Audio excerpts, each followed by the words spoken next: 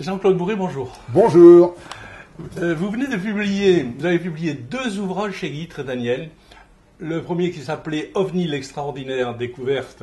Le deuxième, Contact cosmique, jusqu'où peut-on penser trop loin? Et vous avez publié ces ouvrages avec Jean-Pierre Petit, qui est un chercheur qui s'est consacré à la recherche des ovnis, entre autres.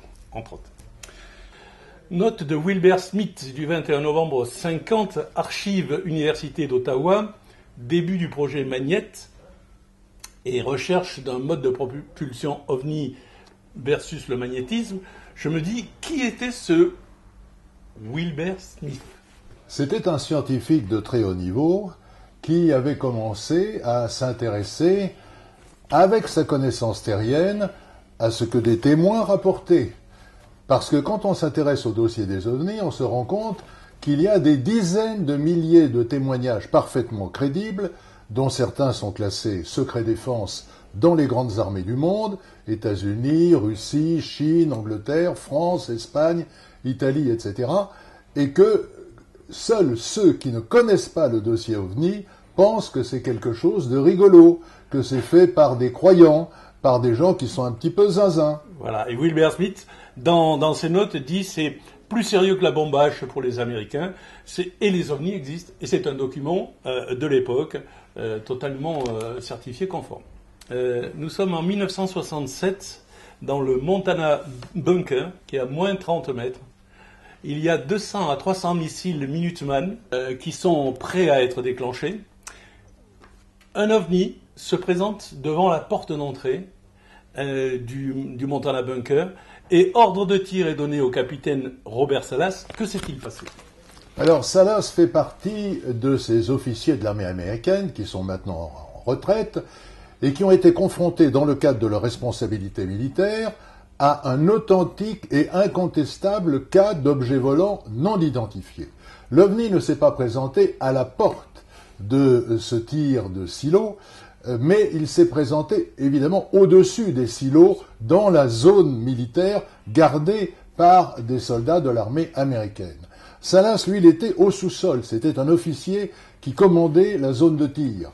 Et au début, quand on lui a téléphoné en disant « Mon capitaine, on est survolé par un truc bizarre, on dirait une soucoupe volante, etc. » Il a dit « Bon, arrêtez vos conneries », parce qu'il parlait en militaire, « Arrêtez vos conneries, j'ai autre chose à faire que de m'occuper de vos plaisanteries. » Il dit « Non, mon capitaine, c'est pas une plaisanterie, il y a vraiment quelque chose qui nous survole. » Et je vous la fais courte, d'un seul coup, les voyants verts qui indiquaient que toutes les fusées balistiques étaient prêtes à être tirées éventuellement sur la Russie soviétique, sont toutes passées au rouge, instantanément. Et je vais vous faire une confidence. En ce moment, en France, depuis quelques années, les objets volants non identifiés survolent les centrales nucléaires.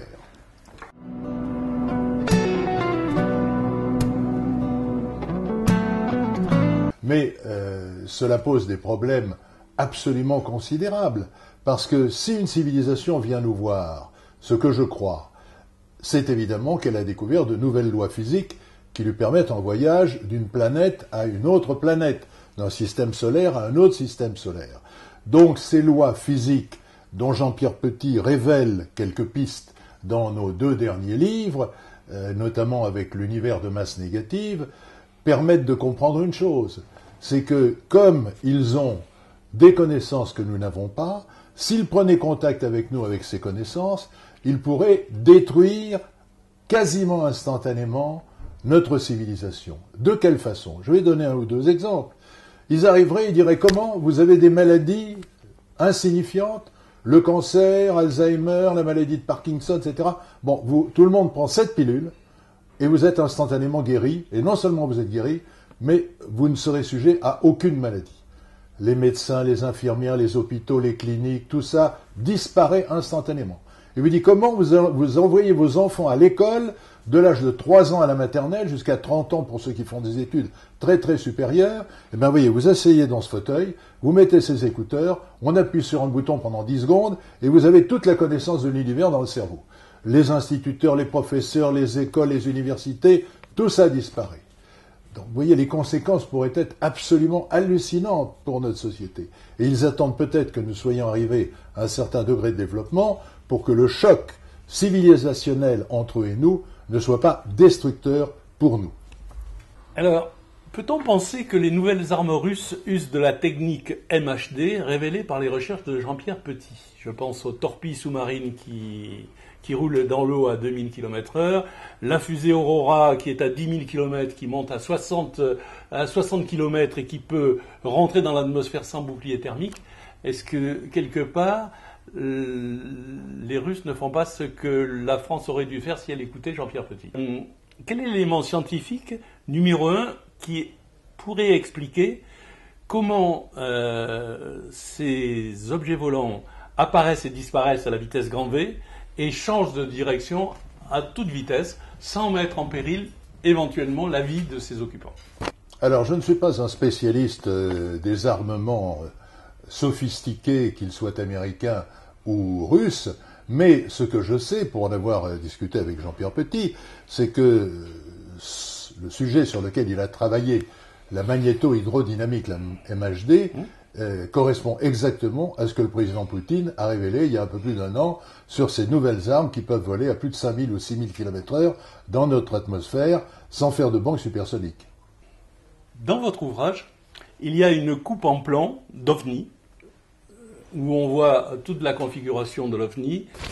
Alors vous savez, si vous aviez fait cette interview il y a 200 ans seulement, et si vous aviez été face à un terrien du futur qui vous aurait dit on peut aller de Paris à l'Amérique du Nord en 2h30, vous auriez dit c'est totalement impossible, parce que la puissance de la lame d'une vague sur l'étrave d'un bateau augmente avec le carré de la vitesse, la force. Donc c'est totalement impossible, parce qu'on peut imaginer peut-être un jour, s'il y avait beaucoup de vent, qu'un bateau puisse aller à 30 ou 35 km/h, mais à partir de 35 km/h, la force de résistance de la mer est tellement énorme que c'est impensable. Et là, vous me parlez de quelque chose qui va non pas à 35 km/h, mais peut-être à 2000 km/h. C'est complètement fou, complètement impensable, complètement inimaginable. Donc c'est complètement utopique. Et pourtant, après la mer, après la terre, l'homme a conquis l'air. Et dans l'air, il a commencé à voler aux vitesses minimales qui permettent à un plus lourd que l'air de se sustenter, c'est-à-dire 120, 130 km/h. Et puis, on a augmenté la vitesse, 500, 1000, le mur du son 100 km/h, et puis, avec Concorde, plus de 2000 km/h. Mais ça, c'était impensable il y a encore 2 siècles. C'était même impensable il y a encore 100 ans. Donc, toute l'histoire de l'humanité, et notamment des derniers siècles, nous montre que ce que nous pensions totalement impensable il y a ne serait-ce que 50 ans, est une réalité quotidienne dont nous bénéficions aujourd'hui.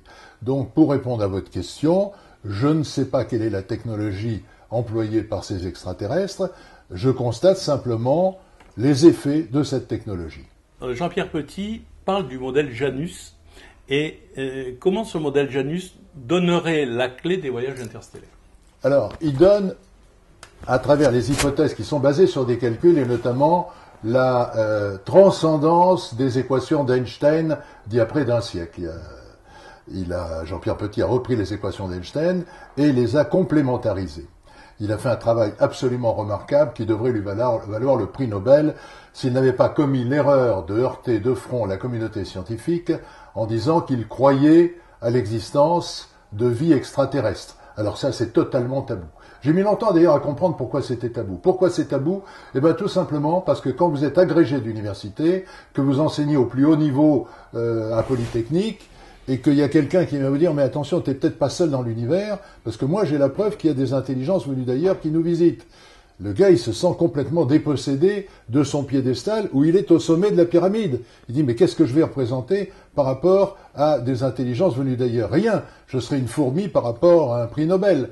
Donc, il y a un phénomène de rejet qui existe encore aujourd'hui en 2019. C'est quand même complètement fou. Et donc, Jean-Pierre Petit est victime de cet ostracisme de ses confrères qui dit « ah, Jean-Pierre Petit, c'est un fou, il croit aux extraterrestres, il a reçu des lettres du mythe, etc. » Bon. Moi, ce que je pense, pour en avoir discuté avec des scientifiques qui parlent off, comme on dit dans notre métier, c'est que c'est un homme extrêmement brillant, c'est même un génie, et dont le génie n'est pas encore reconnu par toute la communauté scientifique, mais il faut aller sur son site. Vous tapez Jean-Pierre Petit, vous allez tomber sur son site et regarder les vidéos qu'il a faites, notamment les dernières. Eh bien, Jean-Pierre Petit a imaginé ceci, basé sur des calculs, c'est pas sorti de son oui, j'ai vu les équations dans votre ouvrage. Voilà. Alors, il pense que notre univers, qui est là autour de nous, voilà, il y a mon front, il y a mon t-shirt, etc. Notre univers bien physique, que nous côtoyons tous les jours, s'imbrique dans un autre univers qui est de masse négative et que nous ne voyons pas. Mais dans cet univers Gémeaux, c'est ça ? Dans cet univers de masse négative, qui est peut-être gémellaire, on ne le sait pas, dans cet univers de masse négative, les distances et les vitesses, et la vitesse de la lumière notamment, ne sont pas les mêmes que dans notre univers. Dans notre univers, la vitesse de la lumière, c'est 300 000 km par seconde. En gros, la Terre à la Lune en une seconde. Bon, la Terre à la Lune, ça fait en gros 380 000 km, enfin ça dépend de la position de la Lune. En une seconde, ça semble déjà énorme, mais c'est rien. Parce qu'à la vitesse de la lumière, il nous faut 100 000 ans pour traverser notre galaxie. Juste pour traverser la galaxie, 100 000 ans à 300 000 km par seconde. Donc on est face à quelque chose de tellement immense que la plupart des gens ne l'imaginent tellement pas. Mais avec l'hypothèse de l'univers d'une masse négative qui est imbriquée dans notre univers de masse positive, ça veut dire qu'il y a peut-être en ce moment-là, à ce moment précis où nous enregistrons votre émission de télévision, il y a peut-être des extraterrestres qui sont autour de nous et puis qui nous regardent et qui d'ailleurs doivent bien rigoler en constatant le niveau zéro de notre intelligence. Et de nos interrogations. Voilà. Donc lui, il dit, à partir du moment où il y aurait un autre univers de masse négative qui remplace la théorie de la matière noire que tout le monde connaît et utilise depuis 60 ans, comme il y a une partie de l'univers dont on ne comprend pas les circonvolutions, les scientifiques ont imaginé l'existence d'une pseudo-matière qu'on appelle la matière noire, que jamais personne n'a détectée. En revanche, les observations qui sont faites par les plus grands observatoires, confrontées à la théorie de l'univers de masse négative, ça colle complètement. Le concept Janus. Le concept Janus, l'univers positif, l'univers négatif qui sont imbriqués l'un dans l'autre. Et donc là, on pourrait aller 100 fois plus vite que la vitesse de la lumière. 10 fois plus vite que la vitesse de la lumière, 10 fois plus vite, les distances seraient 10 fois plus courtes, non, même 100 fois plus courtes. Donc ça fait un facteur 1000. Donc quand il vous faut 1000 jours, c'est-à-dire presque 3 ans pour aller d'un point A à un point B dans l'univers, en passant par l'univers de masse négative, on met plus qu'un jour. Donc vous voyez, c'est une révolution totale, exactement comme le Concorde par rapport à un voilier. Eh bien, Jean-Claude Bohème, merci beaucoup pour toutes ces informations.